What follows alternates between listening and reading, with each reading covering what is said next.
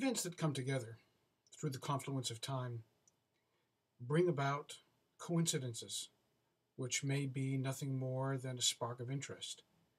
But for some people, coincidences are more than just a spark of interest. They have inhering inside of them a powerful message to be learned. It is perhaps a coincidence, or more than this, that a couple of days after Purim comes the Parsha reading of Tissa, where at the end of that reading we understand that Moses, coming down from the mountain, having met God a second time after the sin of the Egel HaZahav, the golden calf, brings down two new tablets carved with the words of God upon them. In his face, we are told in the Sidra, Karan Or, beams of light are emerging from them. How could it be otherwise, meeting with God? Say our sages, the reason why light was coming out of his face was because God held his hand over Moses' face as his Holy Spirit was apparent there in his presence.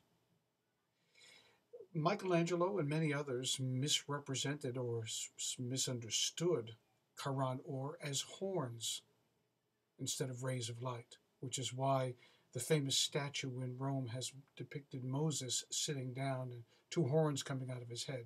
But that's not what the story imparts if you read in the original Hebrew and understand it as it stands. Rays of light, beams of light were coming down out of his face as he first came into the sight of the people. And as the people saw him, they begged him to cover the radiance. Was this because of their sin? Was this because they felt so ashamed of what they had done with the golden calf that they could not bear to see the golden radiance that was coming out of Moses' face? They felt too embarrassed by what they had done? Or was it something else?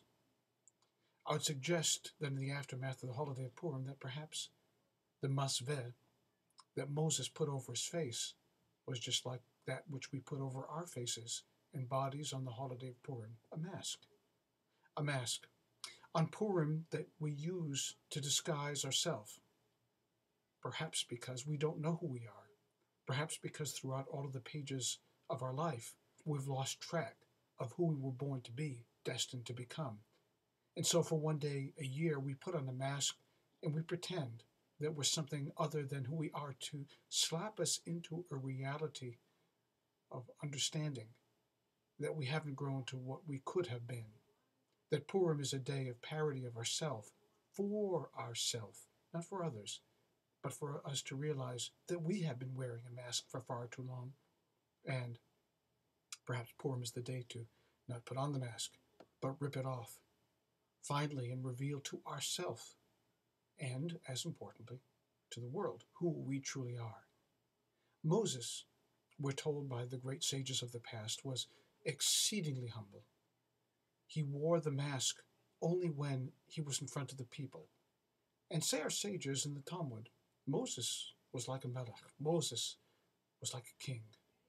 He had no reason to put a mask over his face. He had every reason to sit high in a carriage, to be lifted well above the people and look down upon them from his high throne. But Moses, remember, was no ordinary king. Moses was extraordinarily humble. So he did the antithesis of that. He put a mask over his face after the encounter with God, as if to say, it is not I who am giving you these words. It is God. And I'm going to emphasize the fact by putting this masveh, this mask over my face, to show you that it isn't me. It's something far grander, bigger, better than I could ever imagine. And he takes the mask off, Moses does, whenever he has an encounter with God. Because there it's his raw self.